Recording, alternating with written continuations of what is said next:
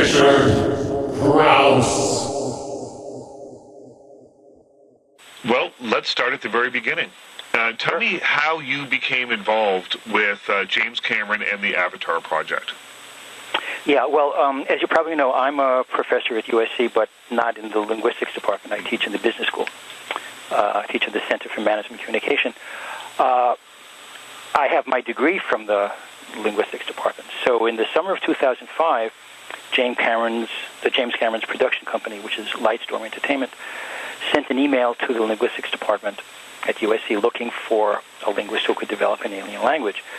Fortunately, I have a close friend and colleague who saw the email and said, I bet Paul would be interested in this. And so he forwarded me the email, and I jumped on it. And I was fortunate enough to be invited to speak to James. And at the end, he stood up and shook my hand and said, "Welcome aboard." So that was quite a thrill. It must have been quite thrilling, and also I would imagine kind of intimidating. And James Cameron is a very friendly man, but he is James Cameron. So was there any sense of intimidation? There really wasn't. I felt very comfortable talking to him. He's well, to say the obvious, he's an extraordinarily bright guy, wide-ranging interests. And I just really had a ball talking to him about language in general, about his vision for the film. I mean, he gave me a copy of the script as it existed at that time, and we talked about what he was interested in the language, and he made me feel very, very comfortable, very relaxed. Now, what were his initial requests of you? Yeah. Well, he wanted a unique language, a consistent language, a real language with real rules and grammar and vocabulary. He wanted it to sound good. He wanted it to be pleasant sounding.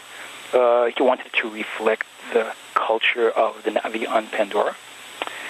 And other than that, he just gave me the ball and said, run with it. I didn't start from absolute zero because he had come up with a few words on his own, maybe about 30 vocabulary words. Right. These were mainly names of characters, names of some animals, and so on. So I had a bit of a sense of the sound he had in mind. It sounded a little Hawaiian to me, or maybe Maori, kind of Polynesian. Mm-hmm. But then I added some interesting sounds that I thought would be kind of fun, and the grammar was entirely my own. Right. Now, what's the process involved then? So he gives you these names. You have an idea of the sounds and the sort of feel that he wants for it. How do you begin? I mean, this is something that people don't do every day, is create a language. So tell me what the starting point is. Yeah. Actually, there are some fairly well-defined steps. Right. The first thing most people would do is try to pin down the sound system. So you want to talk about what sounds go into the mix, and just as importantly, what sounds will be left out. So, for example, Na'vi has some interesting sounds. The ones that have attracted the most attention are these things called ejectives, which sound like and poo and pa. Right. It also is lacking some very common sounds in English. It doesn't have a b or a d or a g. It doesn't have ch or sh or th. That was obviously by design, but why would you choose to exclude those sounds?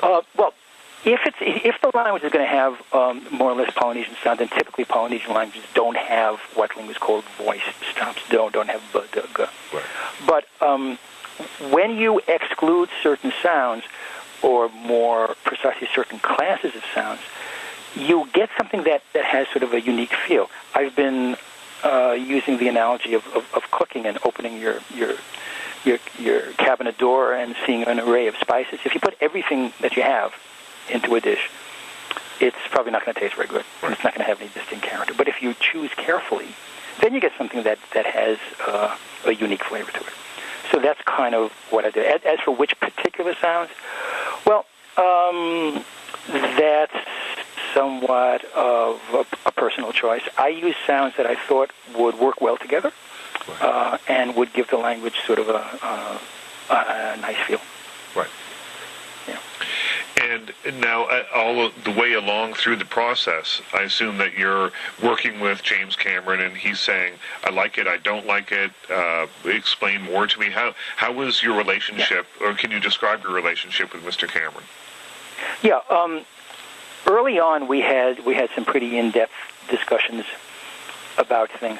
I wanted to make sure at the very start that he was happy with the sound of the language, so I presented him with some possibilities. I constructed what I called sound palettes, which are, I just made a couple of MP3 files with various possibilities for how the language would sound, and I sent him those. He didn't much like the first two, but the third, he said, "This is what I want."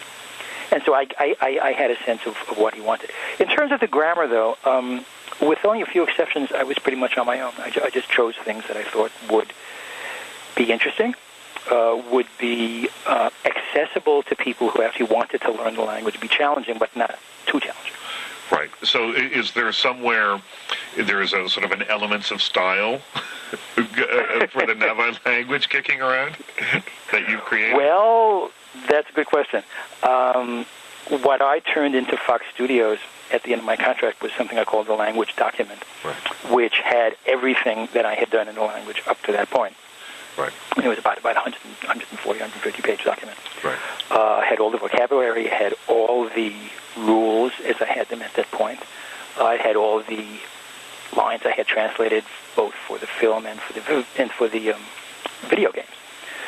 So that's kind of the best that existed at that point in terms of elements of style. But what's really been interesting is what's happened since the film. I mean, there's been an explosion of interest, really, in Na'vi, and there's a whole community now, which is out there, I think literally thousands of people who want to learn the language and are doing their best to learn it on their own. Richard Crouse.